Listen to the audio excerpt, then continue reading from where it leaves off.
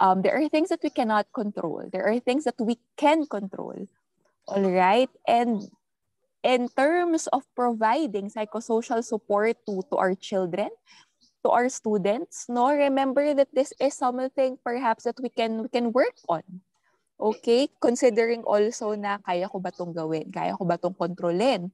Kung sa tingin ko kaya kong matulungan yung estudyante na to, ano nga bang pwede kong gawin? Anong klaseng tulong yung kaya ko at dapat kong ibigay? Okay, so yun yung pag-uusapan natin ngayong hapon. But before we begin, no, I would like to ask for certain agreements. One is to empty your cup. All right? So I understand that we are parents, we are teachers here, no, students are here as well. Maaring hindi na bago yung mga information na ibigay ko. Maaring nabasa nyo na to, narinig nyo na to, napag-aralan nyo na rin, di ba? But let us acknowledge that the only way to learn something new is to open our minds for learning, and that is to empty our cup. Be generous also.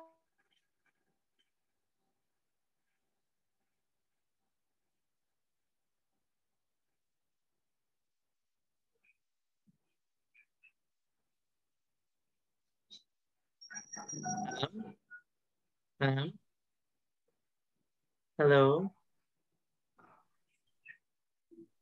Ma'am, the audio is now gone po.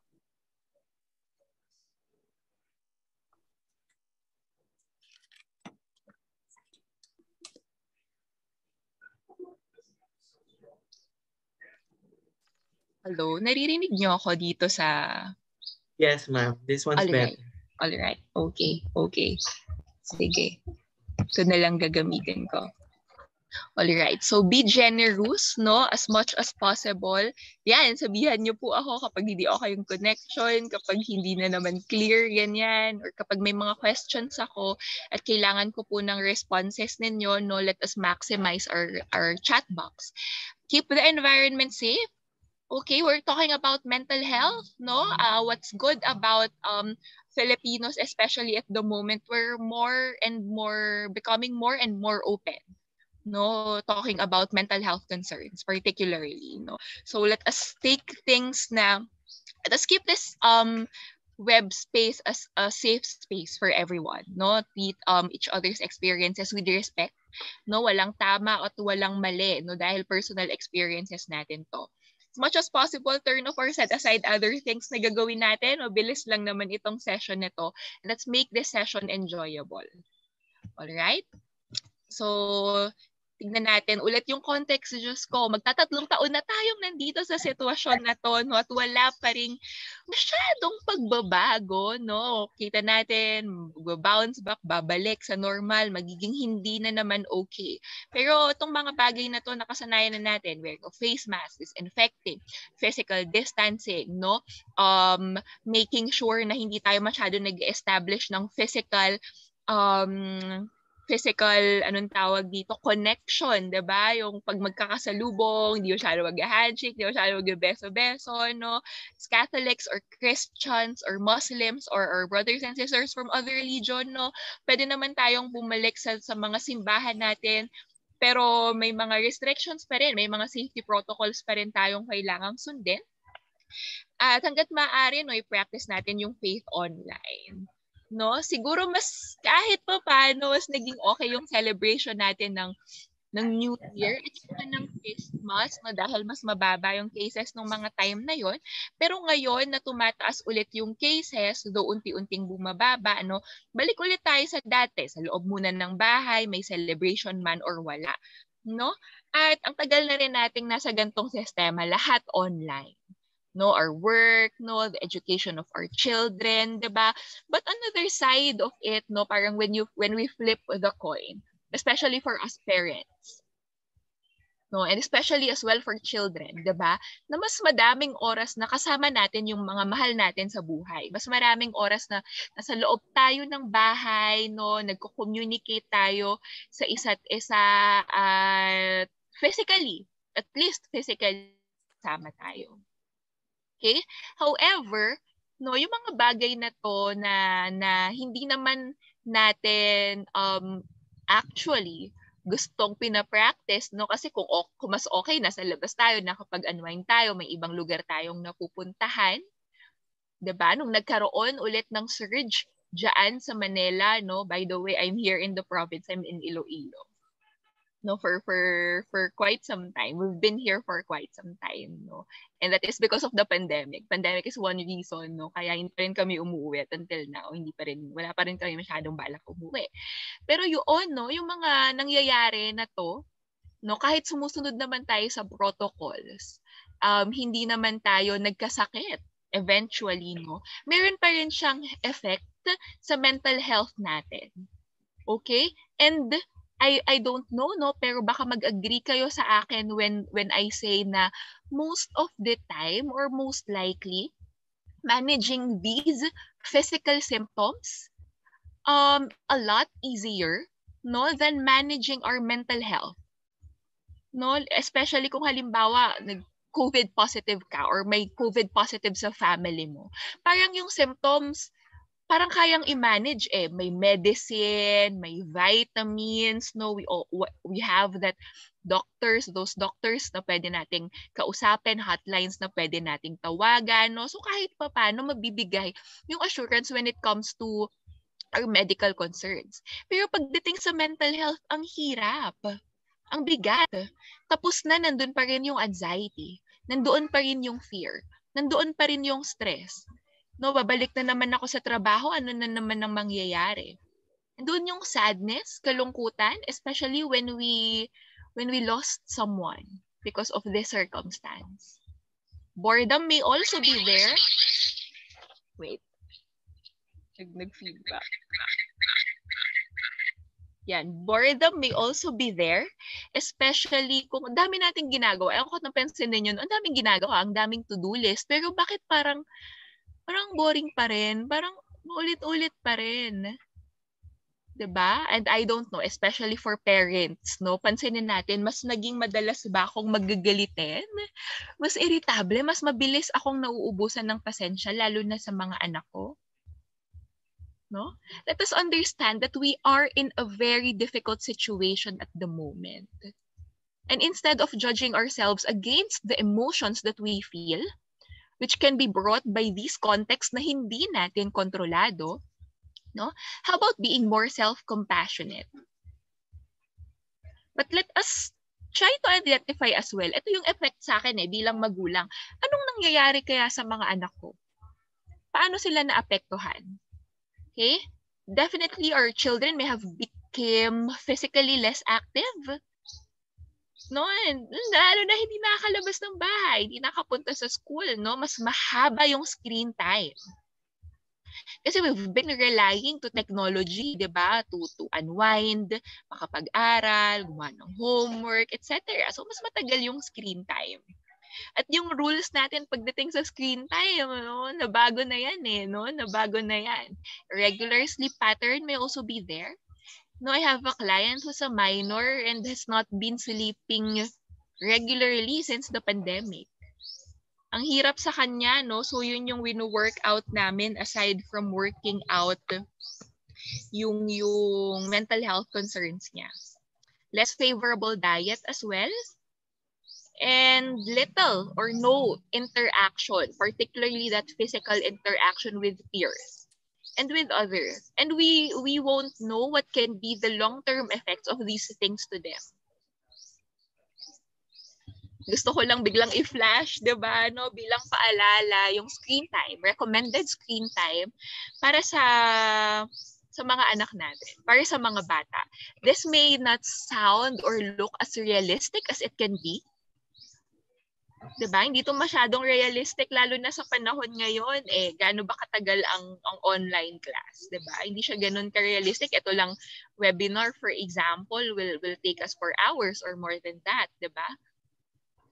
Pero yung numbers na to may ibig sabihin. And so as parents, baka this can be a call, no? Hindi man natin masunod itong screen time na to, as recommended by experts or by DepEd, importante na mabalanse natin screen time versus off-screen. Alright? So ano pa yung maaaring effect nitong pandemic sa mga anak natin psychologically? For young children, no, preschool children, particularly toddlers, no, pansinin natin kung napapadalas ba yung tantrums, no, madalas umiiyak, sobrang sensitive, sobrang clingy, no, yung anak ko, I have a toddler. No, she's 4 years old, doing her online classes as well weekdays, no. Mas clingy, no. Gusto din nating obserbahan. Ano yung tema ng laro nila? Okay?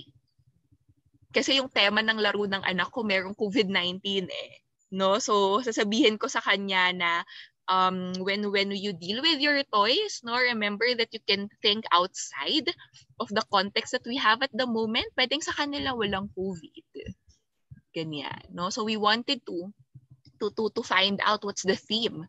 Kasi kung repetitive na ganito yung tema, most likely, no, that aspect is bothersome. So, maaring bahala natin yun at gusto natin yung i-address. Difficulty staying still as well. For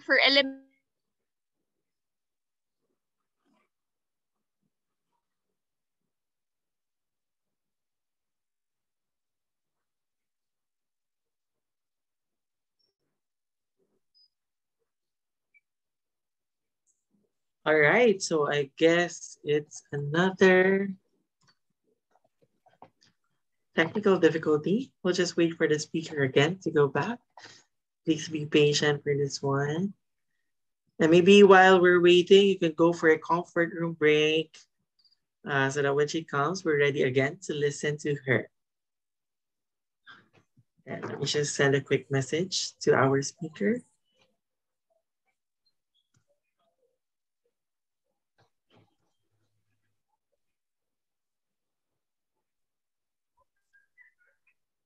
Hello? Hi, ma'am. Yes, we can hear you now. Ay, naku, sorry, pero thank you po sa patience ninyo. Teka. Saan ako naputol po? Dito sa slide na po to. Alright. Ayun, for elementary school children, no, sabihin natin grade 1 until grade 6, pansinin natin yung behavior nila.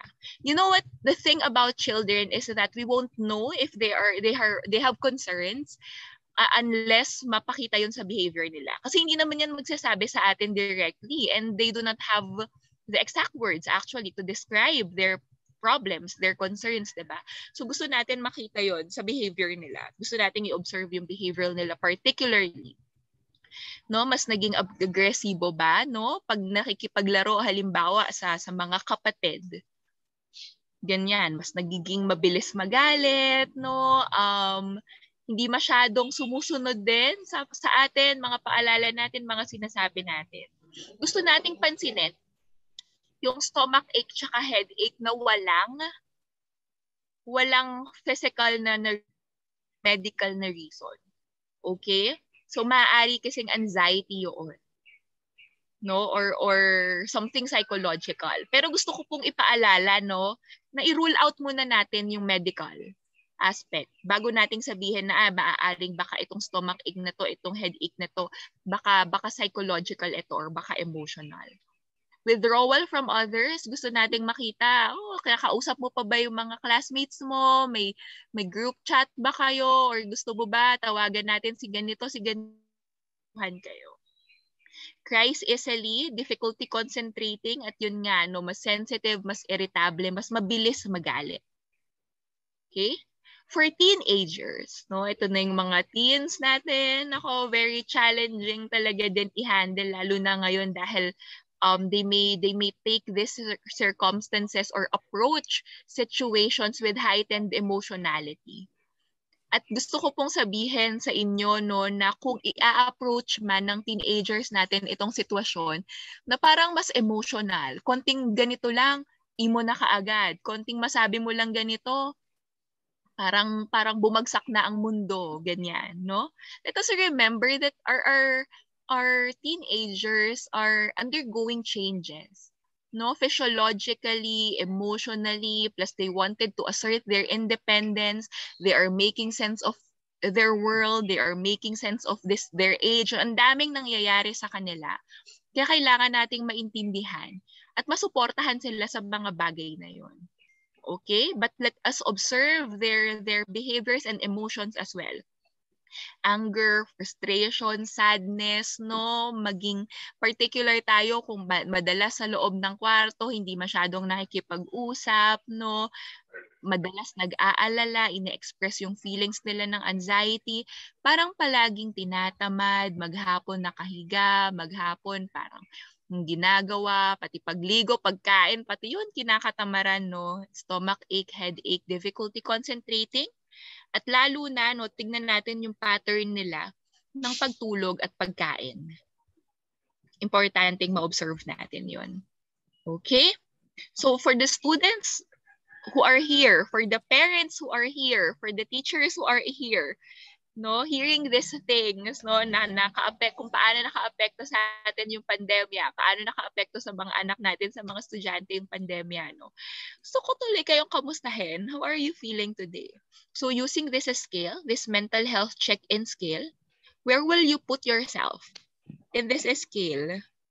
Kamusta po kayo ngayon? Ang hirap, ang challenging. Sa iba naman, nakakaraos. Okay na kahit paano, di ba? Pero kamusta kaya, no? At maganda din na makita to ng mga teachers, no? Makita din ng mga ng admin ng school para no na nga bang status natin. Sige, where will you put yourself in this scale? Ayan. So I am getting answers here, no? 8. Yeah, and 8 is a good number, no? Saan ko ba ilalagay yung sarili ko dito? Teka, let me see. While waiting for your answer. Oh, okay. I can answer 9. 8 to 9. Ganyan. Sobrang daming work ngayon, no? Meron akong 3 counseling sessions na naka-schedule, but I'm doing good. I'm doing pretty good today. Sige, tingnan natin. Wow. No, I can see answers na 8. No, I can also see honest answers like 4. No, I am really having a hard time. No, meron ding 5. I have no idea. Ano ba? Okay ba ako ngayon? Di ba ako masyadong okay? Neutral ba? Sakto lang? Ganyan. No, let's see. Okay, but mostly, no, on the average, 7, 8. No, it should be better. Nice. Okay. Nay, No? pag ayaw niya sa debt. Yeah, it could be better. No, I'm feeling okay. And these numbers are actually good. Maganda na yan, no? Given the context, maganda na yan. No, and for those who are, you know, in the bottom of this scale, that's all right. That's all right because the first step, no, in being able to eventually address our concerns is recognizing where we are. Recognizing nasan ba tayo? Ano bang kamusta na ba ako? Kaya importante yung check-ins. Kamusta na ba ako? Nasaan na ba ako dito sa scale na to? And acknowledging, no, na nandito tayo, no, and just letting it be. 'Di ba? Bago natin gawa ng paraan, tingnan muna natin, no, anong pwedeng anong effect nito sa akin? Kailangan ko ba 'tong tanggapin? I-manage ko ba 'to or ganito talaga siya, no? Then after that, tignan natin ano yung pwede natin gawin. All right? So, given these things na minention ko kanina, no, withdrawal, worrying, anxiety, no, being irritable, ganyan, I would like to remind you not to self-diagnose. All right? Naku, sinabi ni ma'am, no, i-observe ko daw tong mga to, pero parang nakita ko to lahat sa anak ko. Ano ba? Meron na ba siyang mental health concern? Kailangan ko na ba siyang dalhin sa doktor kaagad? Kailangan ko na ba magpanik? Kailangan ko gawin? No? First is not to self-diagnose. Right? Remember that the only persons who can tell us, no, whether we have a certain or a particular mental health concern, are psychiatrists or psychologists. Sila lang pwedeng mag-diagnose. Alright? Alam ko madaming information sa internet, 'di ba? Mag-Google ka lang, symptoms of depression, isa-isahin mo 'yon. Ako parang meron ako lahat nito, check. Meron akong depression, ganyan. No, again, do not self-diagnose. And let us acknowledge that mental health is a continuum. Okay? Pinapaintindi ko po ito sa inyo kasi kailangan natin munang maintindihan, no, yung kung ano yung mental health at yung aspects nito bago natin matulungan ng isang tao, hindi man mga anak natin kundi ibang family members natin or kaibigan natin. Mental health ay continuum. Hindi ibig sabihin naka-experience tayo ng problema at down na tayo, meron ng mali sa atin. Or ayokong sabihin, no, kasi hindi masyadong maganda yung terms natin when we describe people who are having mental health concerns. Pero hindi yun ganun. Hindi siya black and white. Okay? Spectrum siya, continuum siya. Sa isang dulo, healthy. Sa kabilang dulo, experience of mental illness. Sa gitna, mental health concerns, which is more typical. Alright? So kung halimbawa sa healthy level, no, naka-experience tayo ng normal mood fluctuations. Okay ako kanina, hindi naman ako okay ngayon. Kinabukasan, okay na ulit ako, pero parang bad trip na ulit ako, ganyan. Normal yung mood fluctuations, pero kaya pa rin nating mag-perform consistently. Physically, socially active pa rin. Confident pa rin tayo sa sarili natin. Maganda pa rin yung pagtingin natin sa sarili natin. No? Reacting level naman nandoon yung yung nag-start na yung concern at syempre no nagre-react yung system natin. No, because our brains are wired to do something in response to a stressful situation. No, automatic 'yan, no, survival mode talaga tayo palagi.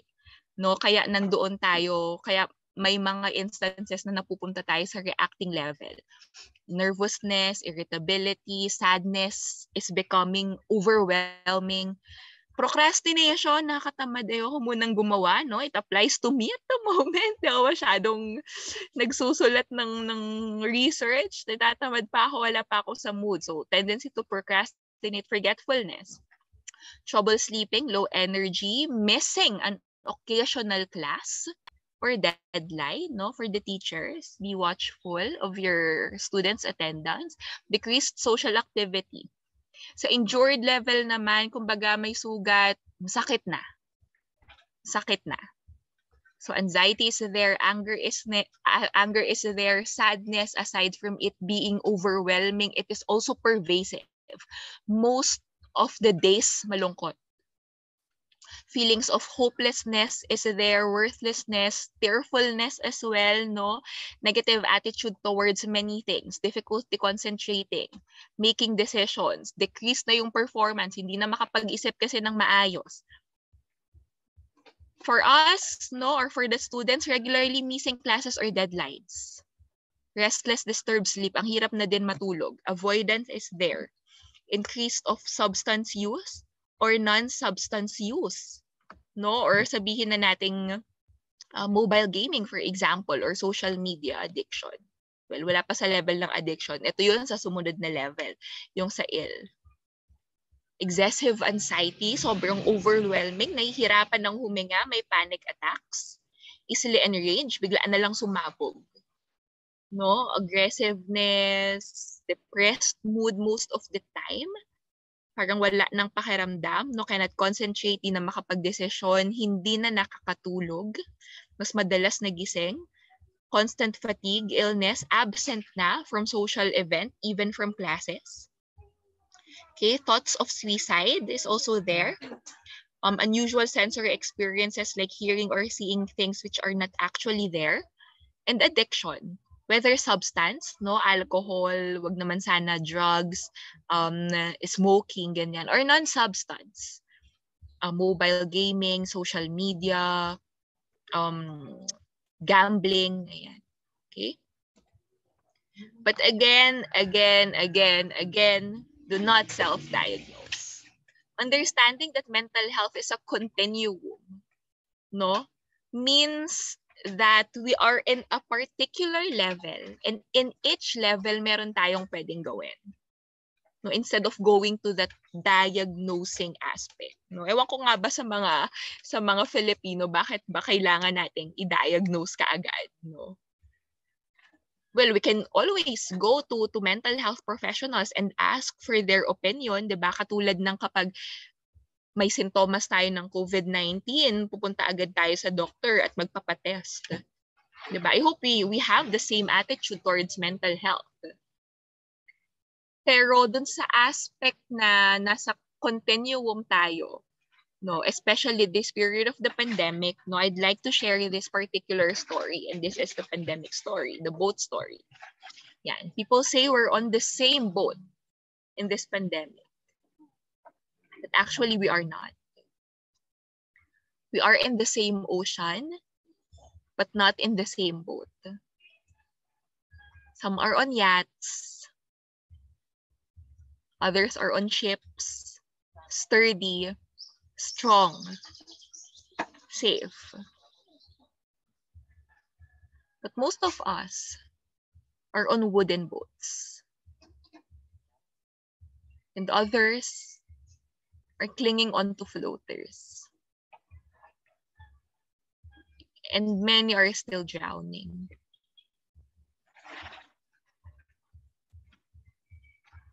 This is the boat story illustrated by Tristan. My source is Humanistad, which is a Facebook page.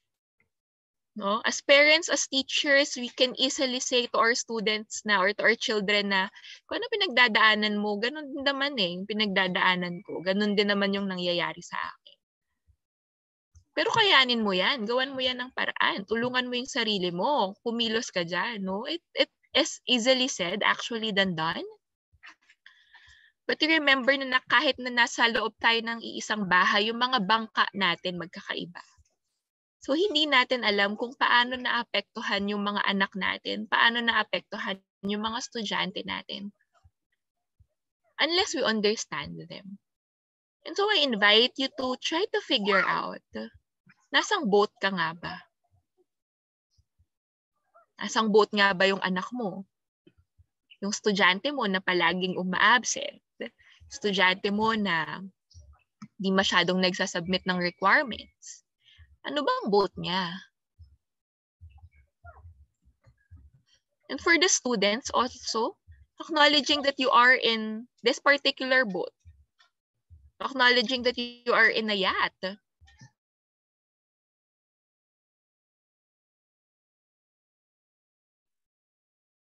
We cannot hear you anymore. Hello, ma'am. Hi, ma'am. We can't hear you.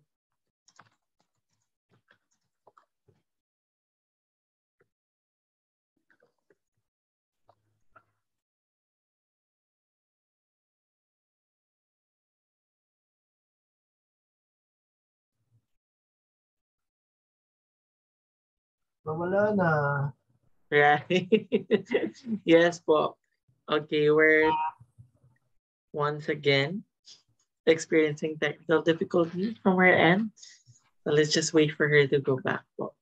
Okay, no problem. Thank you.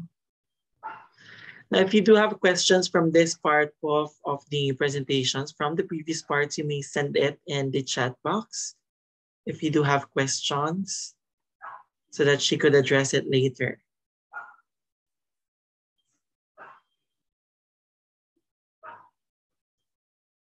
Ayan. Thank you, Sir Aldrin, for filling that space there. All right. So, yun.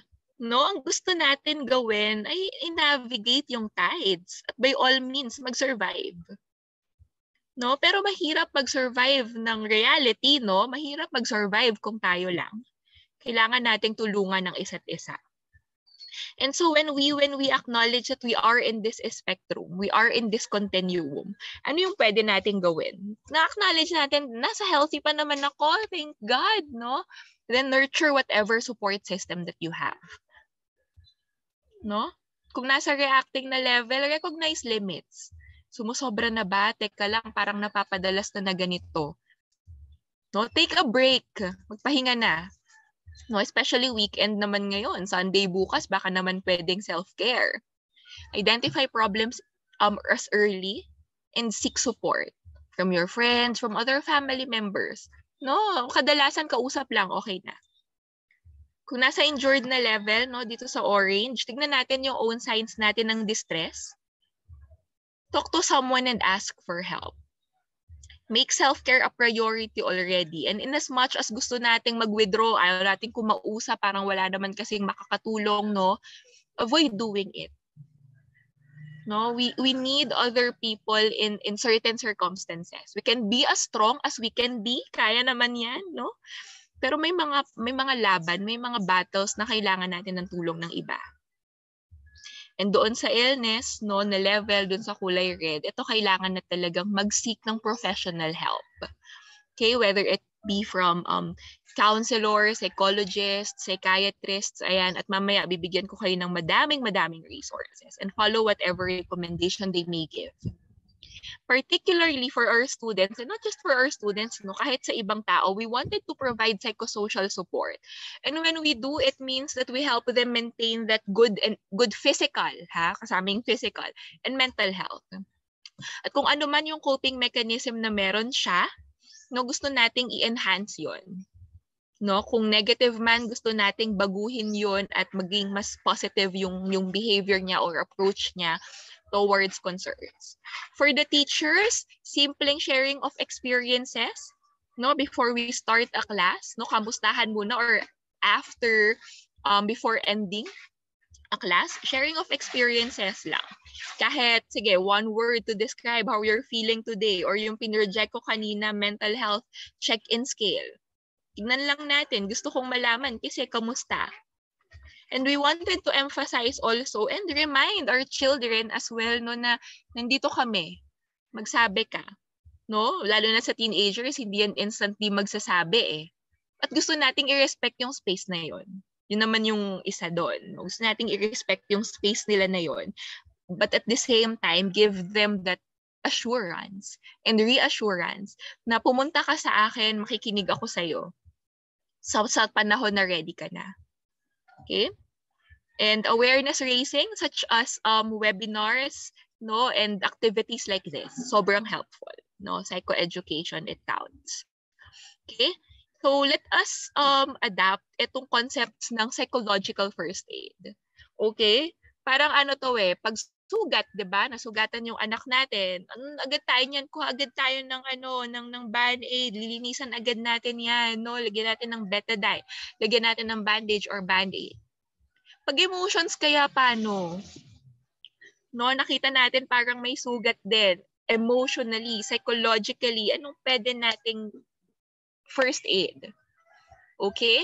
When we do psychological first aid, we care for that person who is in distress. Parang hindi niya na kinakaya, parang nahihirapan na siya at kailangan niya na ng tulong. We wanted them to normalize whatever they're feeling. Kung ano man yung pinagdadaanan mo, no, normal yan, typical yan, dahil ito yung circumstance na meron ka at the moment. No, we wanted to validate these feelings. We wanted to provide more normalizing and validation. No, we promote healthy coping as well. No, ano ba yung mga negative forms ng coping pitfalls, 'di ba, versus yung mga coping activities na mas long term. And we wanted to provide feelings of support as well. Okay? Tatlong bagay lang po, no, parents and teachers and students, no, para makatulong tayo sa iba. Look, listen, and link. All right, mabilis lang. LLL, look, listen, and link. No, these are the core action principles of psychological first aid. One, first and foremost, gusto natin makita yung safety. Madalas nagkukulong sa kwarto, ano kayang ginagawa? Ano kayang meron? No, ano kayang pumapasok sa isip? Meron na bang thoughts na parang pagod na, gusto nang masaktan ang sarili? No, tanggalin agad. I-secure agad yung environment. So make sure na walang kahit na anong bagay na malapit na magagamit niya para masaktan yung sarili niya. No, nagsabi na ganito yung nangyayari online. No, sabihin na nating bullying, bashing, whatever. Gusto nating tanggalin siya doon sa lugar na yon at dalhin siya sa mas ligtas na cyberspace. Prioritize needs, most especially, gusto nating makita yung current situation, yung kabuuan. No, hindi lang kung ano yung nangyayari. Gusto nating maintindihan yung nangyayari din sa paligid. sinong nakakaalam nito, sinong mga napagsabihan mo, sino yung pwedeng maging best resource natin, anong nangyayari at the moment, anong nangyari nung mga nakaraang araw, ano yung mga pwedeng mangyari sa susunod. Gusto natin makita yung mga risks, no? May danger ba? May foreseeable harm ba? May neglect ba? May abuse ba? At yung emotional reaction na maaaring dala, no, nung sitwasyon na nakita natin. Okay? If our children won't or our students won't open up easily, no, pwede nating tignan yung ibang aspects. No, look into their behavior in their social media accounts. Anong pinopost niyan? Ano kayang mga sinasabi niyan diyan? Kasi baka call for help na yun. Okay? We wanted also to look into their behavior in terms of interacting with their friends. Baka kasi ina-isolate nila yung sarili nila. We wanted to look into their output. Bakit parang walang natatapos? Bakit parang walang nagagawa? Bakit parang ang tawag dito, hindi nakukumpleto yung projects, ganyan. Before naman, okay naman. You know, I have a client who's been struggling with her projects talaga kasi sa loob ng parang isang linggo, parang 10 to 20 assessments or output yung kailangan niyang i-accomplish. Tapos yung parents niya pa, pagagalitan siya na tamad-tamad ka kasi wala kang ginagawa, no? So nag-gaslight pa siya. Tapos di siya naiintindihan, ang hirap nun sa kanya kasi gusto niya naman tapusin yung assessments. Siya tapusin yung projects niya. Kaya lang psychologically, hindi kasi siya okay. And the parents are there blaming the person for that behavior. Remember that our kids are children. No? Kanino ba nila matututunan kung paano magproseso ng problema at paano kaharapin tong mga to? Di ba sa atin naman? Okay, so we wanted to be helpful, no, rather than putting the blame to them. So after looking, we wanted to listen. Give our full attention when we do. No?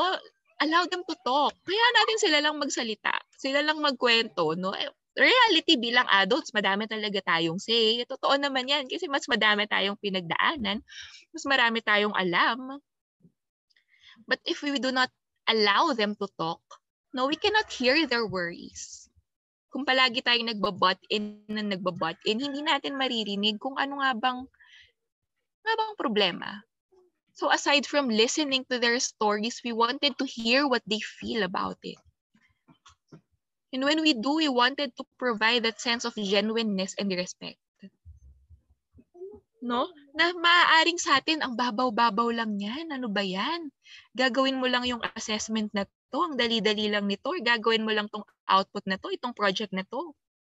Hindi mo matapos, cellphone ka kasi ng cellphone, blah, blah, blah, blah, no? We wanted to understand and respect their circumstance. We wanted to listen to that. Gusto nating mapakinggan yun para maintindihan natin. Okay? At gusto nating iparamdam sa kanila na handa tayong sumuporta. Because in reality, most people do not listen with the intent to understand. We listen because we wanted to reply. Parang bilang magulang, bilang teacher, kasi nga adults na tayo. Alam mo yun, ang dami agad nating sinasabi. Pero hindi natin alam na yung simpleng pakikinig lang pala yung kailangan nila. Alam mo yun? Because listening is an attitude of the heart. Kaya ang hirap niyang ibigay. It's an attitude of the heart. We have to connect emotionally. No? A genuine desire to be with another which both attracts and heals. Nakinig lang tayo, okay na siya. No? At baka magulat pa siya na willing palang makinig yung mga magulang ko sa akin. At kapag mararamdaman nila yun, no, mas madaming pagkakataon pa, no, mas makikita nila yung mas madaming opportunities para mag-open up sa atin. At yun yung gusto natin. Yun yung gusto natin. Okay? And lastly, no, after we look into the current situation, we listen to their worries, we understood what is there, diba? Gusto natin silang i-link. No, and dito, taking actions na. We wanted to give more information. Sige, anak, ganito yung nangyari. Tingnan natin, tanong natin sa teacher mo. Hindi mo to napasa. Sige, bago ka umiyak dyan, bago natin pabigatin yung sitwasyon, tanong muna natin kay teacher, pwede pa po bang ihabol? Kung hindi na mahabol, ano pong pwedeng mangyari? Ano pong pwede namin gawin? No? Tingnan natin kung ano yung information at resources na meron tayo. Kung something which entail more psychological support, no, gusto nating mag-refer, okay, sa mental health professional, sa guidance counselor nila, no. I've been in your school, no, siyang kay Shek, pero sa college department, nag-talk na ako dyan, so I know your guidance office there is established, no. You have the resources there in place, so pwede tayo mag-refer doon. Connect to social support. Baka nahiya mag-open up sa atin. Gusto mo ba tawagan natin tong kaibigan mo, no? Usap kayo or tawagan mo yung kaibigan niya na pwede ba kamustahin mo si ganito, yung anak ko kasi di masyado nag-open up sa akin. Gusto ko lang sana malaman kung okay siya. And when we talk to each other, we wanted to end the conversation in a positive note. No? Katulad ng kung hindi ka pa ready mag-open up sa akin, sige, okay lang, naiintindihan ko. Pero gusto kong malaman mo na nandito lang ako, handa akong makinig. Puntahan mo ako pag oras. Okay? Or halimbawa sa mga teachers, no, ganito yung napag-usapan, kailangan natin siyang balikan, no? Pwede nating sabihin na, sige, I think we can end the conversation here today, pero asahan mo na bukas babalikan kita para kamustahin, no? Para tignan kung nasunod mo ba yung mga, o nagawa mo ba yung mga napag-usapan natin. Ganun. Or i-expect mo, kasi pagkatas ng conversation natin ito, i-refer kita, so expect mo na kahalimbawa ng guidance counselor mo. Okay? But as carers, no, and if we wanted to really provide that psychosocial support, let us remember to remain within our scope or of expertise and our designated role. No? Kung magulang hanggang dito lang, kung magulang, teacher, guidance counselor, o kung ano man bilang kaibigan, no, doon lang tayo sa role na yun. Okay, if we need further expertise, no, teka, kailangan na yata natin humingi ng tulong sa mental health professional, no, samahan natin siya and make appropriate referrals. No, mas malakas kasi yung loob ng isang tao pag alam niya may kasama siya eh. Okay, no? Kaya importante tulungan natin sila. Also, be knowledgeable and sensitive.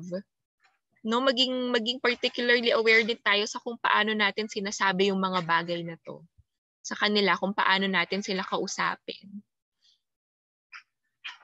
Yan, pay attention also to our physical and emotional reactions. Nagagalit ka na pala, no, na-overwhelm ka na rin kasi na-stress ka na, hindi mo na alam gagawin mo. And sometimes that feeling of anger, no, na mas na-release natin, deep inside, pagmamahal naman kasi talaga yon, di ba? Deep inside, worry yon. Kaya lang napangunahan na tayo ng galit. And so when we think na, teka lang, hindi rin ako yata okay kasi emotionally na-apektuhan ako, pwede naman mag-pause muna eh. Anak, teka lang ha. Kausapin kita mamaya. Ayoko may masabing hindi maganda. Mamaya mag-usap ulit tayo. Kesa magkasigawan, kesa hindi magkaintindihan. And also practice self-care. No, sobrang importante. Alagaan din natin sarili natin at alam ko marami kayong natutunan na techniques kanina dun sa stress management webinar. All right? So, again, no, mental health is a continuum dito sa dalawang naunang level, self-care and social support. Sa pangalawang dulo, no, sa kabilang dulo naman, professional care. Okay? And let us acknowledge, no, especially for teachers, for administrators, that the school should be a safe space for all students to learn and play, and it is the job of us, no, o the teachers na at administrators ensure yung safety na yun. Kaya thank you so much for hosting an event like this. Ayan, sabi ko sa inyo, no, resources, meron ba? Ang mahal kasi magpa-consult sa psychiatrist. Ang mahal kasi magpa-consult sa psychologist. Saan kami pwedeng pumunta lalo na kung limited yung resources namin? Or paano yan, nakakahiya? Baka kung anong isipin nila. Katulad ng nakikita ninyo sa picture na to, no, allow your therapist, allow your counselor, allow your mental health professional to help you put things together back in place. Ang gulo-gulo, di ba? Ang gulo-gulo, pero isort natin, ayusin natin, pag-usapan natin anong pwedeng gawin. At maaring mental health professional yung makapagsabi sa atin. Kaya humingi tayo ng tulong. Ayan. At sa paghingi ng tulong, paki-screenshot na po, paki-ready na po ang inyong mga devices dyan. Screenshot po ninyo, no? Online counseling, no? We have Ugat Sandaline. This is by Ugat Foundation, no? They offer free online counseling services, no? They have their Facebook page. I-message nyo sila sa Messenger. Also have their Skype. Ayan. ugatsandaline@gmail.com. Okay? So, screenshot nyo na po yan. We also have the brief psychological services sa Bulataw Center, no? I'm one of the trainee counselors there dito sa BPS, no? So, we provide 1 to 2 free, libre po, ulitin ko, free counseling sessions, free psychological services for adults 18 and above. Okay? So, para po ito sa mga magulang at sa mga teachers at admin na nandito. Ayan po yung form nila, no, for sign-ups. However, alam ko nag-post sila nung isang araw na close, no? Close na at abangan ulit natin kasi eventually mag-o-open ulit sila ng sign-ups. Ayan. Okay? So 1 to 2 sessions. In cases of emergency, I mean crisis line, no, gusto natin agad may makausap, anong gagawin? Sobrang emotional ako nito. Yan, isa din po ako sa mga sumasagot ng tawag dito sa hotline na to. Yan, this is In Touch Crisis Line. Okay, we provide free, anonymous, no, 24/7 crisis hotline. No, tawagan nyo lang po yung mga numbers na yan. We have landline, Globe at saka Smart or Sun. Meron din kaming website at Facebook page at email na pwede ninyong i-contact, no, if you are in urgent need of a psychological support. Okay? So isa po ako sa mga responders dyan. Yan. Pa ba? Okay, for those who need naman more psychiatric help, no, PMHA is also offering free assistance na pwede nyo po yan i-chat sila sa Viber nila. Okay, so ayan yung contact details. Yan, so that's for PMHA. Meron din pong hotlines, yung DOH. Ito po yung regional helplines nila, no, for psychological support, yung mga nandyan. Okay, so nationwide, Luzon, Visayas, Mindanao. Ayan po yung contact information. Okay, so National Center for Mental Health, meron din po silang 24/7 na crisis hotline. Yan yung 1553. Di ba yung sa COVID, parang emergency hotline ng DOH 1555, di ba? For mental health concerns, 1553. Okay? Ayan. Libre din po ito, no? Psychiatric consultation by UPPGH, OPD. So mag-visit lang po kayo sa website nila, pghopd@up.edu.ph. So nagpo-provide sila ng libreng consultation sa psychiatrists. Okay? Ayan. Kung medyo afford nyo naman po halimbawa na magbayad, though costly talaga, no, typically would range from 500 pesos up to 5,000 to 8,000, no, yung isang consultation sa psychiatrist, psychologist. Sa mga mobile apps, ano ba yung mga apps na meron ako dito? Doctor Anywhere, Now Serving, Consulta MD, ganyan, no, may mga psychiatrists doon na pwede for online consultation. Okay? At kung we're into technology, no, for the students who are here, we can try this applications. Downloadable yan, libre sa Apple at saka sa Google Play Store. Yan. Headspace, They're free from anxiety, worry, dulls, clear, fear, calm. No, itong mga nito ay makatulong sa atin when we wanted to establish proper grounding, meditation, mindfulness exercises. Nahihirapan makatulog, may mga relaxation audio guides dyan. Nawawala ng motivation, parang walang gana, ganyan. May mga helpful din na audio guides. Okay? Color free naman is like color by number, grounding yourself at the present moment by engaging yourself to arts. Okay? So, ang daming resources, i-maximize po natin ito lahat. Okay? So, this is my message actually for teachers, no? Ganun na rin sa mga magulang. And this is our ultimate purpose. No? 100 years from now, it will not matter what my bank account was, the sort of house I lived in, or the kind of car I drove. But the world may be different because I was important in the life of a child. Okay. So, yun lang po. Maraming salamat, Champay Czech College, for having me here. Salamat po sa patience ninyo. Sobrang na-appreciate ko po yan.